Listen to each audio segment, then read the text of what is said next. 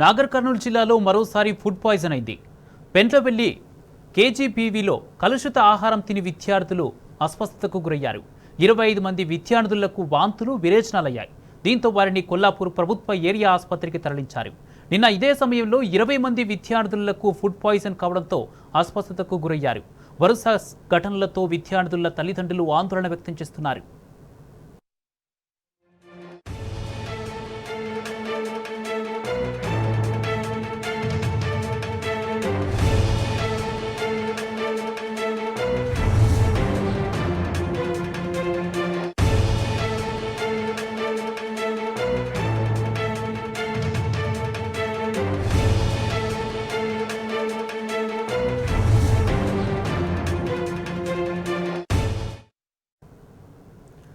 నాగర్ కర్నూలు జిల్లాలో మరోసారి food poison అయింది.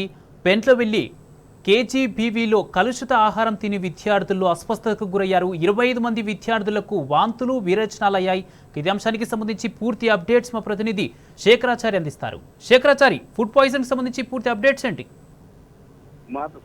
నాగర్ కర్నూలు జిల్లాలో ఈ కస్తూర్బా కావచ్చు, గురుకుల పాఠశాలలు కావచ్చు, ఈ విద్యార్థులకు ఫుడ్ పాయిజన్ కావడము తర్వాత ఇది పరిపాటిగా మారిందని చెప్పవచ్చు.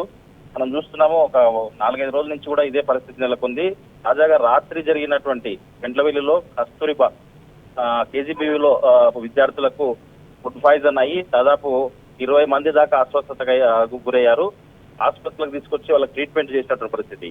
ఈ నేపథ్యంలో మంత్రి స్వయంగా జూపల్లి కృష్ణారావు గారు వాళ్ళు హాస్టల్ సిబ్బంది పైన సీరియస్ అయినటువంటి పరిస్థితి, దాన్ని పూర్తి స్థాయిలో దాని పైన విచారణ చేయాలని చెప్పినప్పటికీ తర్వాత కలెక్టర్ స్వయంగా బదావత్ సంతోష్ కలెక్టర్ గారు ఆ పాఠశాలను ఈ రోజు సందర్శించి విద్యార్థులతో కలిసి భోజనం చేసినప్పటికీ కూడా ఈ రోజు ఈ పాఠశాల అంటే ఈ కేజీబీలో ఇటువంటి జరుగుతున్నాయని చెప్పేసి కొన్ని విద్యార్థి సంఘాలు కావచ్చు, కొన్ని పార్టీల నాయకులు కూడా వచ్చి ధర్నా చేసినప్పటికీ ఒక కొద్ది గంటల్లోనే మరికొంతమంది విద్యార్థులకు ఇప్పుడు సాయంత్రం దాదాపుగా 10 నుంచి 15 మంది అని చెప్తా ఉన్నారు.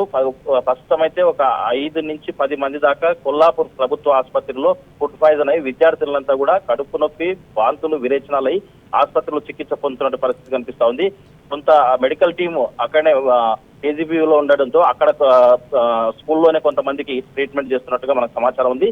ఏదైపోయినప్పటికీ ట్రీట్మెంట్ లోపల ఎంతమందికి జరుగుతుంది, ఏం జరుగుతుంది లోపల అనే విషయం లోపలికి ఎవరిని కూడా అలౌ చేయట్లేదు. మొత్తంగా ఈ దయనీయమైనటువంటి పరిస్థితి నెలకొంది. ఈ కస్తూరిబాలో కావచ్చు, తర్వాత గురుకులాల్లో ఈ ఫుడ్ పాయిజన్ అసలు ఎందుకు, నీటి వాటర్ శుభ్రత వల్ల లేకపోవడం వల్ల వస్తుందా, లేదంటే ఫుడ్ కలుషితం వల్ల వస్తుందా, ఈ కూర అంటే ఉడకని అన్నం వల్ల వస్తుందా? విద్యార్థులు అయితే చెప్తున్న పరిస్థితి నిజంగా కూడా అన్నంలో పురుగులు వస్తూ ఉన్నాయి, కూరలు సరిగా ఉండట్లేదు, నీళ్లు శుభ్రంగా లేవు, అసలు టాయిలెట్స్ పరిస్థితి మరీ ఘోరం అని చెప్పేసి విద్యార్థులు చెప్తున్నటువంటి పరిస్థితి. అక్కడ ఉన్నటువంటి సిబ్బంది కూడా విద్యార్థుల పైన చాలా కఠినంగా వ్యవహరిస్తా ఉన్నారు. అంటే వాళ్ళు ఫుడ్కు వెళ్ళినప్పుడు కానీ వాళ్ళ సిబ్బంది తీరు అసలు బాగలేదు, మాట తీరు అసలు బాగలేదు అని చెప్పేసి చెప్తా ఉన్నారు.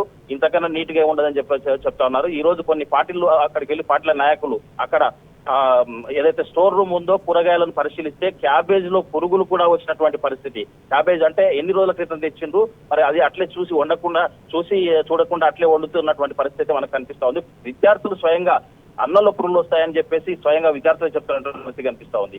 ఇంత దయనీయమైనటువంటి పరిస్థితుల్లో ఈ కేజీబీలు కావచ్చు, తర్వాత గురుకులాలు కావచ్చు నడుస్తున్నప్పటికీ రాత్రి జరిగినటువంటి సంఘటన పూర్తిగా విచారణ జరగకముందే అదే ఇన్స్టిట్యూషన్ లో మళ్ళీ ఇంత దారుణమైనటువంటి ఘటన జరగడం, తర్వాత విద్యార్థులు అంటే కొంతమంది చెప్పుకోలేని పరిస్థితిలో ఉన్నారు.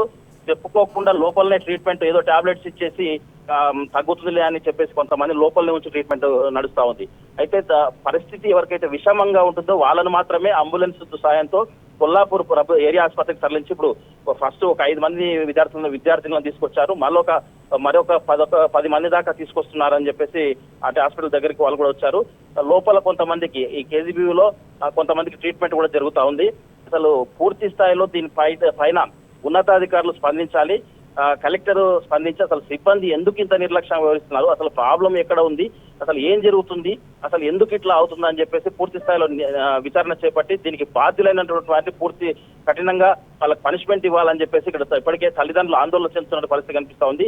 రాజకీయ పార్టీలు కూడా పూర్తి స్థాయిలో దీన్ని తీవ్రంగా ఖండిస్తా ఉన్నారు. విద్యార్థుల ఇట్లా ఉంటే విద్యార్థులు ఎట్లా చదువుకుంటారు, వాళ్ళ భవిష్యత్తు ఏంటి, తర్వాత వాళ్ళ ఆరోగ్యాల పరిస్థితి ఏంటి, ఏదైనా జరగరాని జరిగితే అసలు ఇంకా ఏం జరుగుతుందని చెప్పేసి వీళ్ళు ఇక్కడ ఆందోళన చెందుతున్న పరిస్థితి కనిపిస్తా ఉంది. నిజంగా కూడా ప్రభుత్వం దీనిపైన సీరియస్ గా ముఖ్యమంత్రి స్థాయిలో దీన్ని సీరియస్ గా తీసుకొని దీనిపైన స్పందించాలని చెప్పేసి దీనికి సంబంధించిన మంత్రులు స్పందించి దీనిపైన పర్యవేక్షణ పెట్టాలి, దీనికి బాధ్యులైన వాటిని కఠినంగా శిక్షించాలి.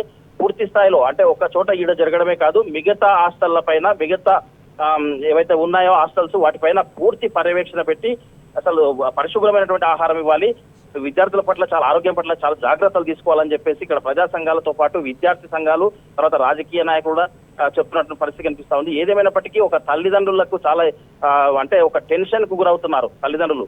అసలు ఏం జరుగుతుంది, మా పిల్లలు దాంట్లో ఉన్నారు, ఎవరికి అసలు అస్వస్థత అయింది, మా పిల్లలకి ఏమైనా అయిందా, జరగడానికి జరిగితే ఏంది పరిస్థితి అని చెప్పేసి వాళ్ళు కూడా ఆందోళన చెందుతున్న పరిస్థితి కనిపిస్తుంది. మొత్తంగా ప్రభుత్వం వెంటనే దీనిపైన పూర్తి స్థాయిలో విచారణ జరిపించి దీనికి బాధ్యులైన వారిని కఠినంగా శిక్షించడమే కాకుండా విద్యార్థులకు పూర్తి స్థాయిలో రక్షణతో పాటు వాళ్ళ ఆరోగ్యంతో పాటు వాళ్ళకి అన్ని రకాలుగా చూసుకోవాలని చెప్పేసి ఇక్కడ ప్రతి ఒక్కరు కూడా చెప్తున్న పరిస్థితి కనిపిస్తా ఉంది.